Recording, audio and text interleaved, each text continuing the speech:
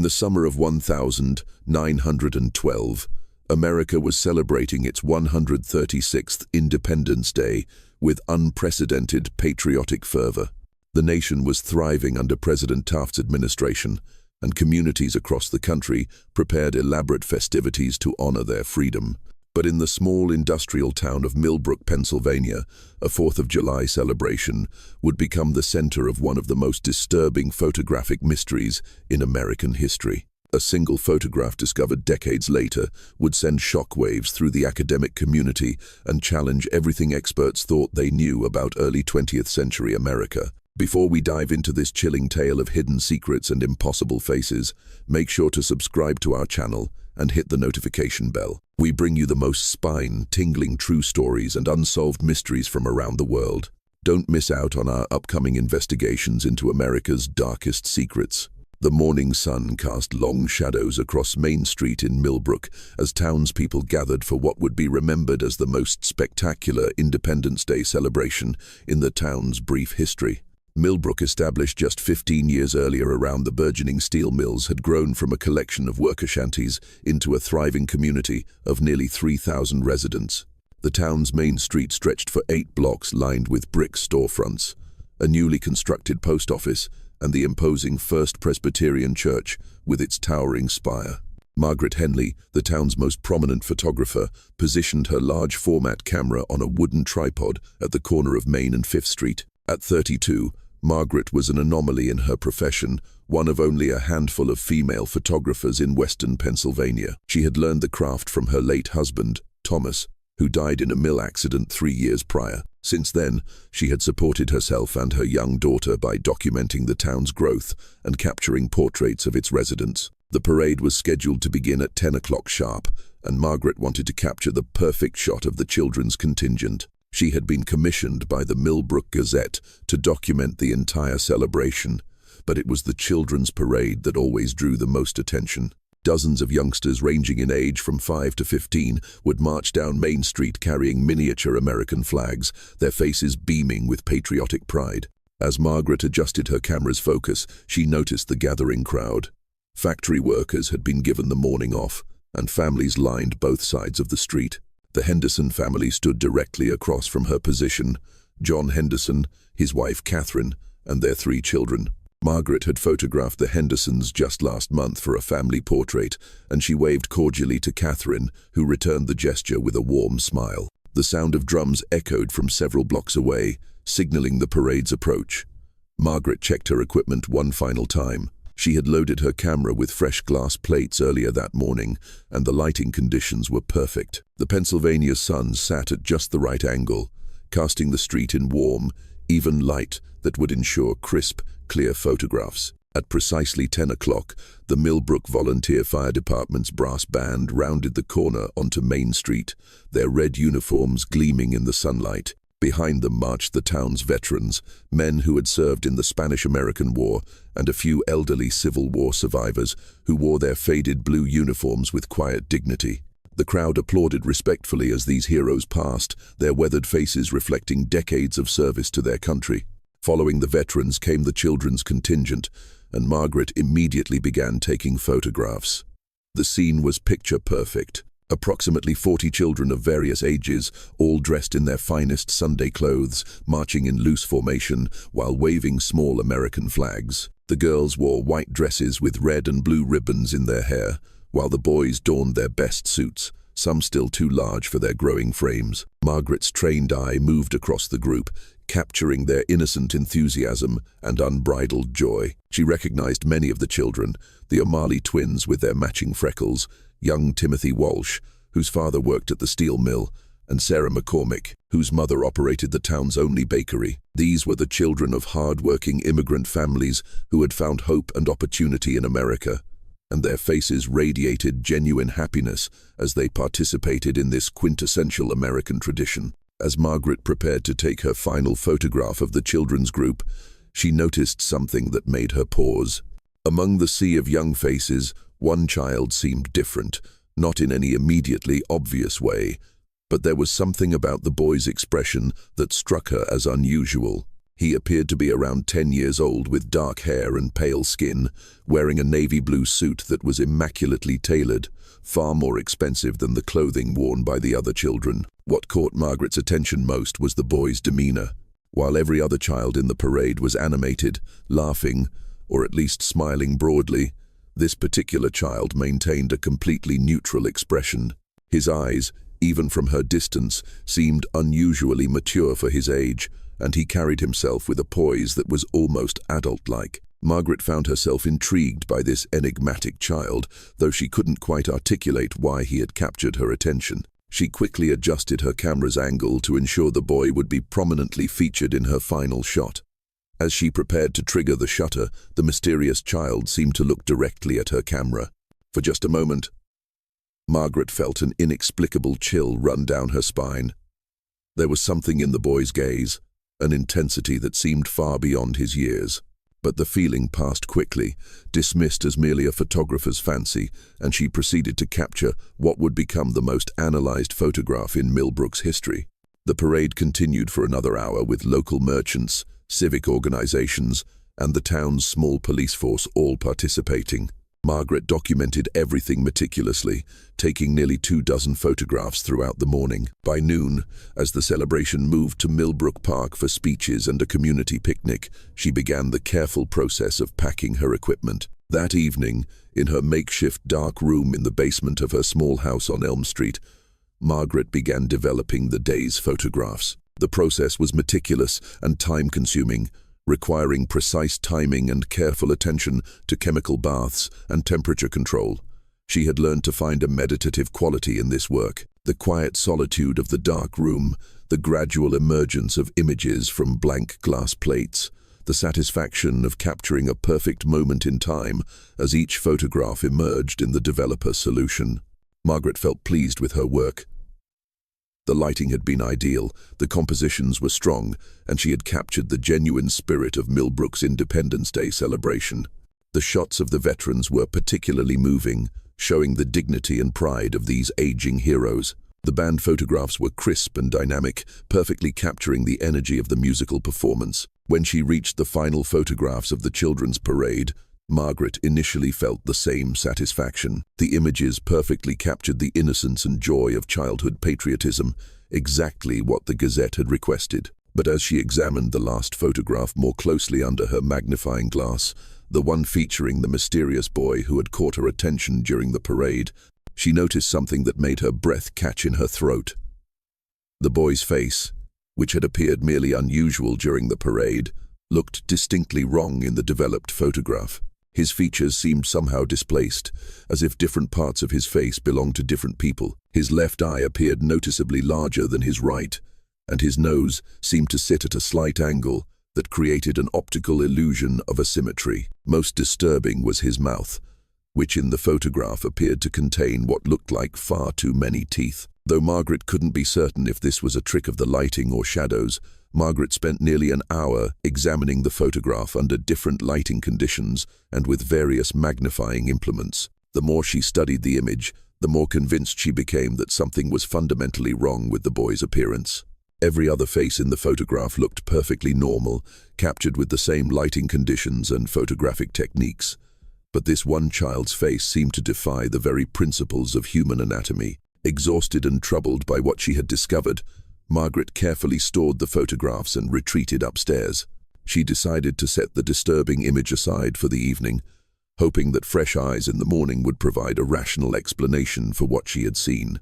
Perhaps it was simply a photographic anomaly, double exposure, camera movement, or some other technical error that had created the illusion of deformity. But sleep did not come easily that night. Margaret found herself repeatedly returning to the memory of the boy's direct gaze during the parade and the inexplicable chill she had felt when he looked toward her camera. She had been photographing people for nearly a decade, and she had never experienced anything quite like the unease that had washed over her in that moment.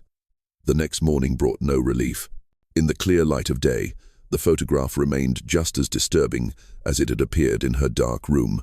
Margaret made the decision to visit Dr. Edmund Walsh, the town's physician, and one of the few people in Milbrook with any medical training that might help explain what she was seeing in the image. Dr. Walsh's office occupied the ground floor of his Victorian home on Cherry Street, just 3 blocks from Margaret's house. At 58, Dr. Walsh was a respected member of the community who had served as Milbrook's only physician for nearly 20 years. He was known for his rational, scientific approach to medicine, and Margaret hoped his expertise might provide some insight into the anatomical impossibilities she believed she was seeing in the photograph. When Margaret arrived at Dr. Walsh's office that Tuesday morning, she found him examining a young mill worker who had suffered a minor injury to his hand. She waited patiently in his small reception area, the disturbing photograph carefully wrapped in brown paper on her lap. The morning sun streamed through the office's large windows, and Margaret could hear the distant sounds of daily life in Milbrook, the whistle of trains carrying steel products to larger cities, the voices of children playing in nearby yards, the general bustle of a thriving industrial community. After the mill worker departed, Dr. Walsh invited Margaret into his examination room. The space was modestly furnished, but meticulously organized, with medical instruments arranged precisely on white painted shelves and anatomical charts adorning the walls. Dr. Walsh was a tall, thin man with graying hair and intelligent eyes behind wire-rimmed spectacles. He had known Margaret since her arrival in Milbrook with her late husband, and he regarded her as one of the town's more thoughtful and reliable residents. Margaret carefully unwrapped the photograph and placed it on Dr. Walsh's examination table under a bright electric lamp he used for detailed medical work. She explained the circumstances of the parade and her growing concern about the apparent abnormalities in the child's facial features. Dr. Walsh listened attentively, nodding occasionally as Margaret described her observations. When she finished her explanation, Dr. Walsh carefully examined the photograph under his strongest magnifying glass. He spent several minutes studying the image, occasionally adjusting the lamp's position to eliminate shadows and glare. His expression grew increasingly grave as he examined the child's face, and Margaret could see that he was taking her concern seriously. Finally, Dr. Walsh set down his magnifying glass and looked directly at Margaret. His expression was troubled, and she could see that he was choosing his words carefully. The photograph, he explained, appeared to show facial abnormalities that would be consistent with several rare medical conditions, but the combination of features was unlike anything he had encountered in his medical training or practice. The apparent asymmetry of the child's eyes could suggest a condition affecting cranial development, while the unusual positioning of facial features might indicate some form of congenital disorder. Most puzzling was the child's mouth, which in the photograph appeared to display what Dr. Walsh described as dental irregularities, inconsistent with normal human development. However, Dr. Walsh was quick to emphasize that photographic images could be deceiving, particularly when dealing with lighting conditions, shadows, and the limitations of early 20th century camera technology. He suggested that what appeared to be anatomical impossibilities might simply be the result of photographic artifacts or processing errors. Margaret appreciated Dr. Walsh's scientific approach, but she remained troubled by what she had observed. She asked if he could recommend any course of action that might help resolve her concerns about the child's identity and condition. Dr. Walsh suggested that she attempt to locate the boy and his family within the Milbrook community. If the child did indeed suffer from some form of medical condition, it would be appropriate to offer assistance, and seeing the boy in person would certainly resolve any questions about photographic distortions. This suggestion seemed reasonable to Margaret, and she spent the following week discreetly inquiring about the mysterious child. She visited every family in Milbrook that had children of appropriate age, spoke with school teachers who knew all the local children, and even consulted with the organizers of the Independence Day parade. But despite her thorough investigation, she could find no trace of the boy who had appeared so prominently in her photograph. Every family could account for their children's whereabouts during the parade, and every child who had participated was well known to multiple community members. Margaret showed the photograph to dozens of residents, but no one could identify the mysterious boy. Even more puzzling, several people who had watched the children's parade from various positions along Main Street insisted that they had not seen any child matching the boy's description. This impossibility troubled Margaret deeply. She had taken the photograph in broad daylight in front of dozens of witnesses, using the same camera and techniques she had employed successfully for years. The boy was clearly visible in the image standing among the other children, but apparently no one else had seen him during the actual parade. As word of Margaret's investigation spread through Milbrook's close-knit community, it began to generate considerable discussion and speculation. Some residents suggested that the boy might have been a visitor from a neighboring town who had joined the parade spontaneously. Others proposed more mundane explanations involving photographic double exposure or processing errors. But a growing number of people began to suggest that Margaret had captured something genuinely inexplicable, a presence that had somehow manifested itself in her photograph without being visible to the naked eye. Margaret herself remained skeptical of supernatural explanations, but she could not deny the growing evidence that something highly unusual had occurred. She had documented every aspect of her photographic process, and she was confident that no technical errors could account for the boy's presence in the image. More troubling was the realization that the child's facial features seemed to become more disturbing the longer she studied them, as if the photographic image was somehow changing or revealing additional details over time. 3 weeks after the parade, Margaret received an unexpected visitor, Mrs. Elenina Blackwood, an elderly woman who lived in a small cottage on the outskirts of Milbrook, arrived at Margaret's house one evening, carrying a worn leather portfolio. Mrs. Blackwood was something of a recluse who rarely ventured into town, and Margaret was surprised to see her. Mrs. Blackwood explained that she had heard about Margaret's mysterious photograph and wanted to share something that might be relevant. From her portfolio, she produced a collection of historical documents and photographs related to Milbrook's early development. Among these materials was a newspaper clipping from 1897, the year Milbrook was officially incorporated as a town. The article described the town's founding and included a group photograph of Milbrook's first families and civic leaders. Mrs. Blackwood directed Margaret's attention to one particular figure in the photograph, a young boy standing among the adults, wearing formal clothing and maintaining the same unnaturally mature expression that Margaret had observed in her Independence Day photograph. The resemblance was unmistakable. Despite the 15-year difference between the photographs, the boy appeared to be exactly the same age and possessed identical facial features. According to the newspaper's caption, the 1,897 photograph had been taken during Milbrook's incorporation ceremony, and every person in the image was identified by name, except for the mysterious boy, who was listed simply as unidentified child.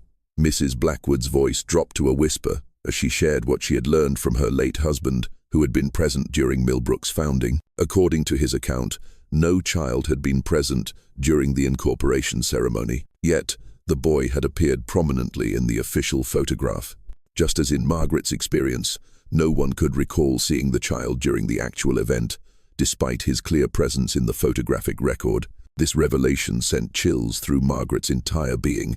The implications were staggering. The same impossible child had somehow appeared in photographs taken 15 years apart, apparently without aging, and without being visible to witnesses during either event. Mrs. Blackwood suggested that there might be additional photographs containing the mysterious boy hidden away in other collections throughout the region.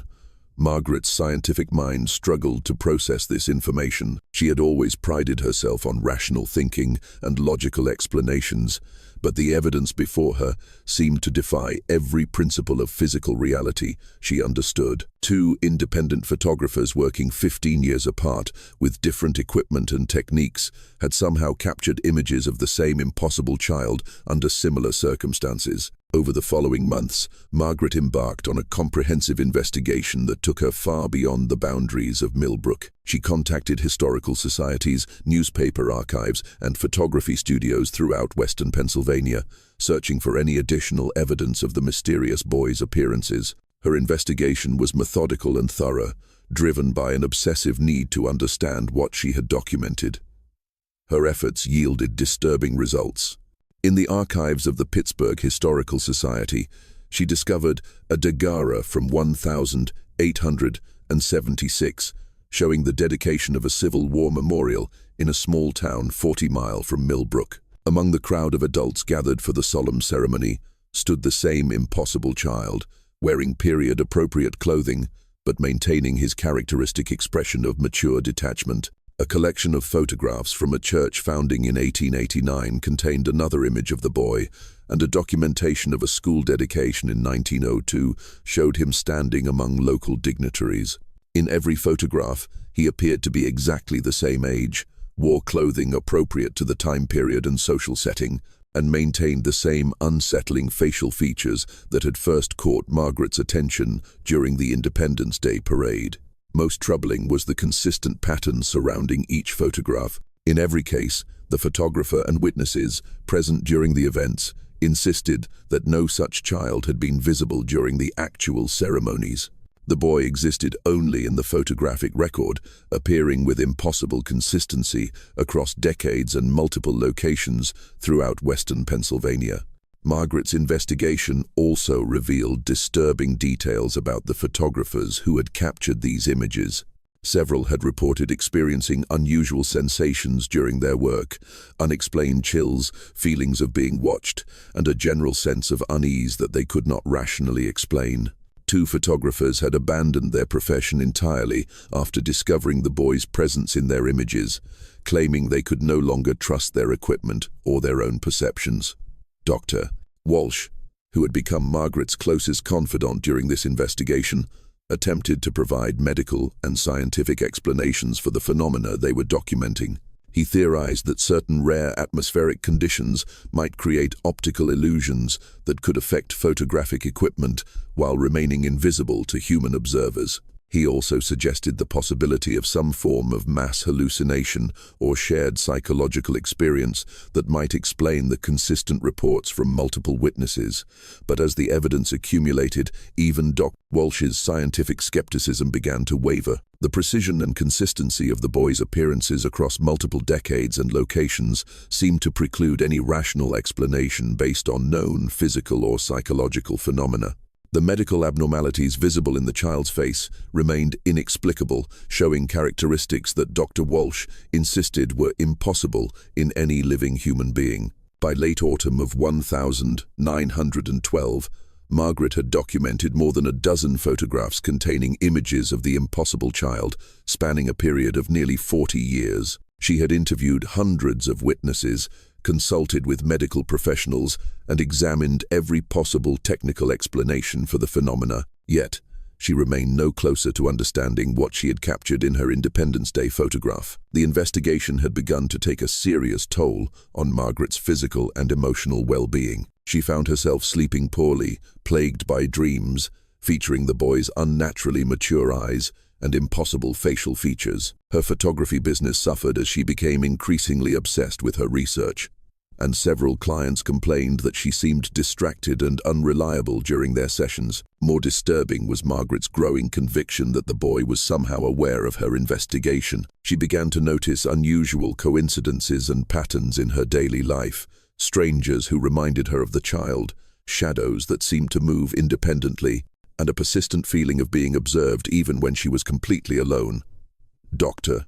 Walsh attributed these experiences to the psychological stress of her investigation, but Margaret felt certain that something more sinister was occurring. In December of 1912, Margaret made a decision that would haunt her for the rest of her life. She arranged to have all of her research materials, including the original Independence Day photographs, sealed in a metal strongbox and deposited in the vault of Milbrook's First National Bank. She instructed the bank's president that the materials should not be accessed for at least 50 years, hoping that future generations might possess the knowledge and technology necessary to understand what she had documented.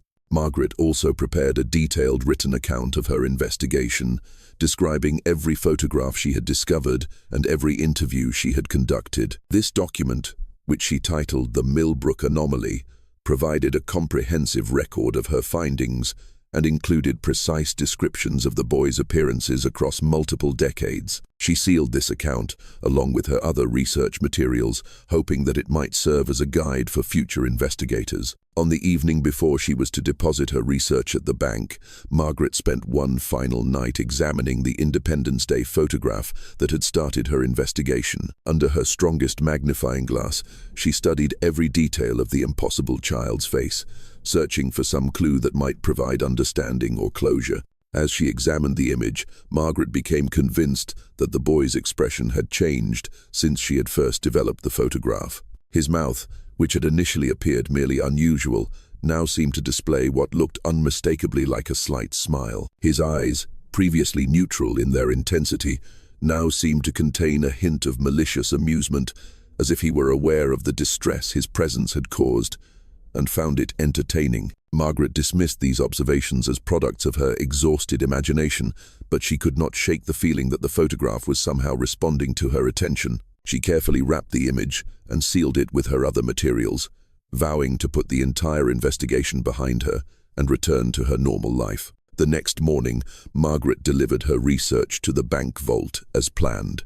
She returned to her photography business and attempted to resume normal operations, but she found it impossible to escape the memory of what she had discovered.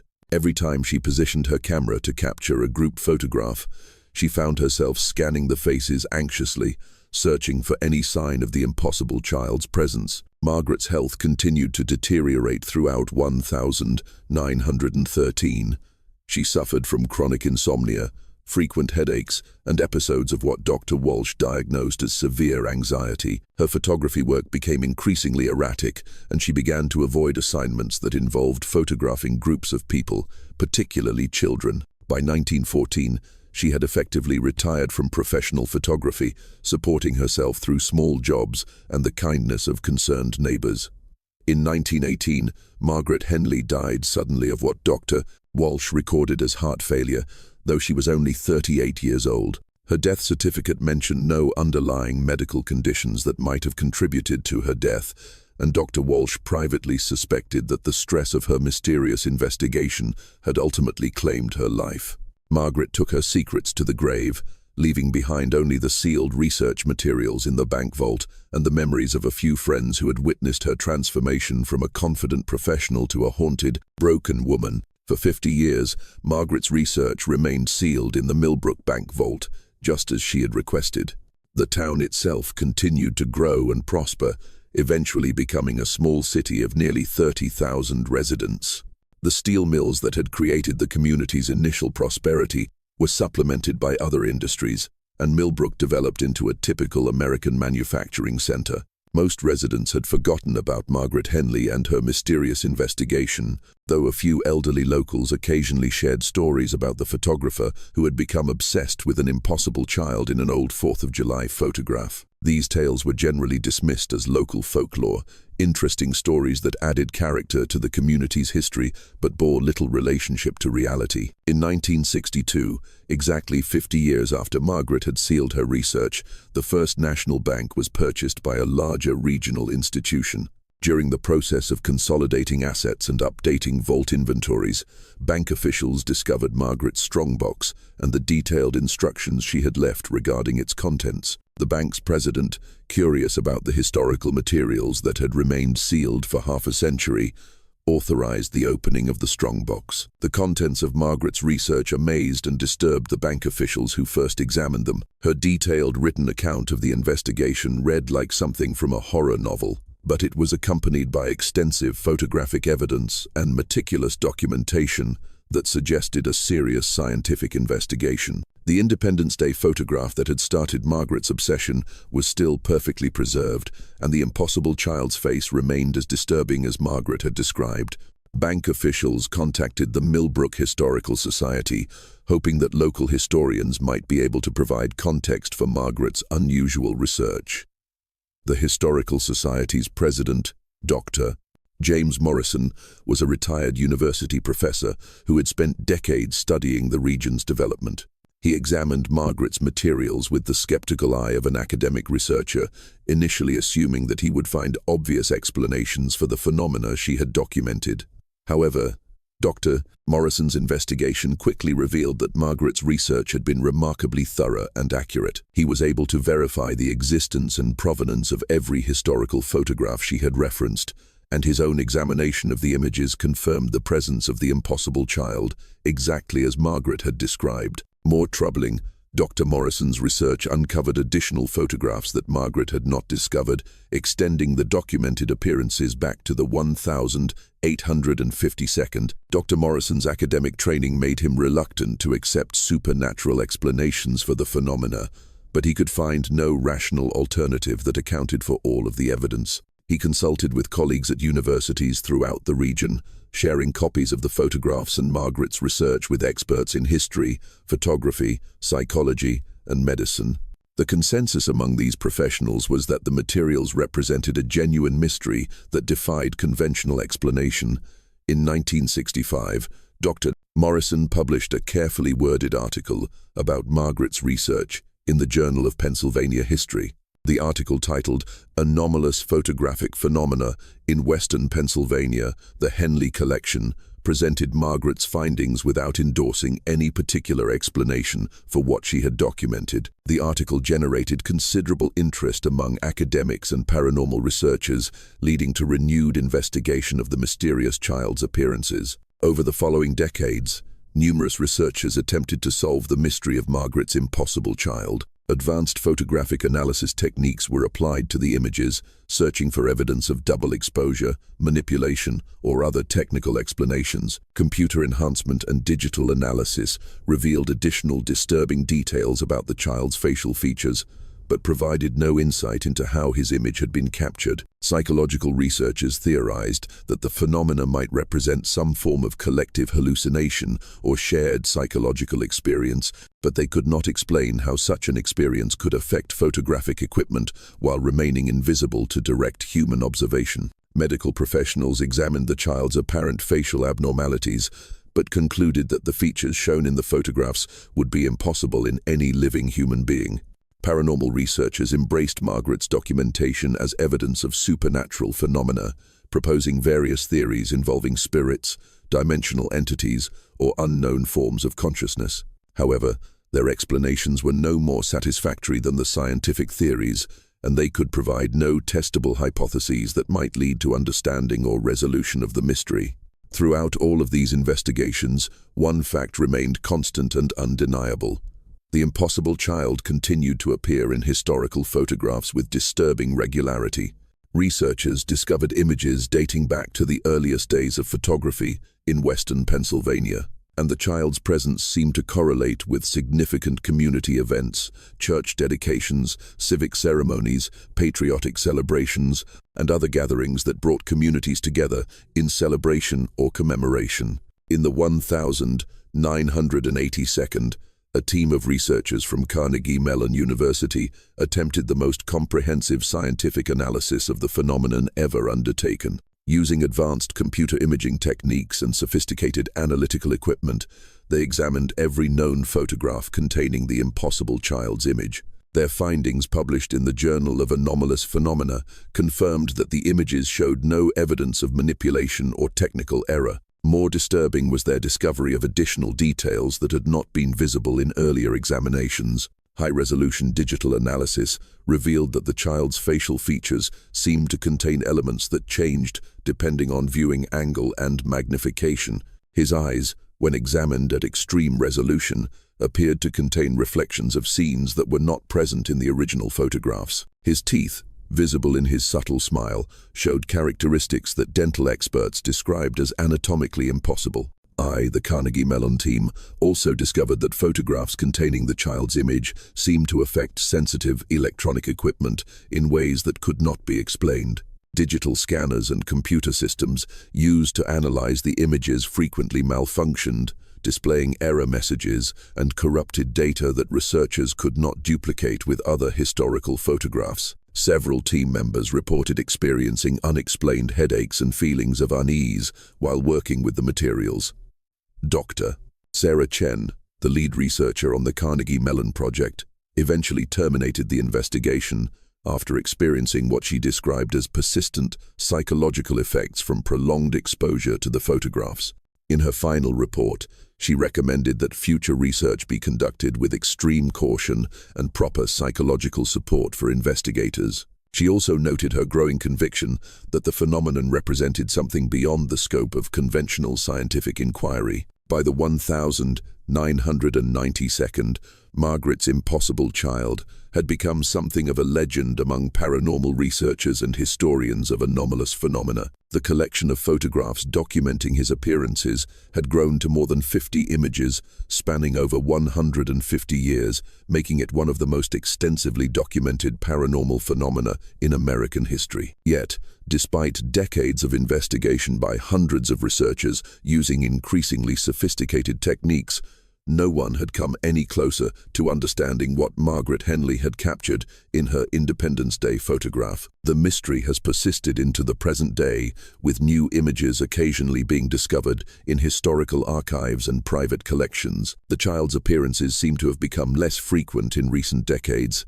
possibly due to the transition from film photography to digital imaging, though some researchers suggest that his presence may simply be manifesting in different ways that have not yet been recognized. Margaret Henley's legacy lives on through the Milbrook Historical Society, which maintains a comprehensive archive of materials related to the impossible child phenomenon. Visitors to the archive can examine copies of the historical photographs and read Margaret's detailed account of her investigation. Though the original Independence Day photograph remains sealed in a climate-controlled vault deemed too fragile and potentially dangerous for public display, Dr.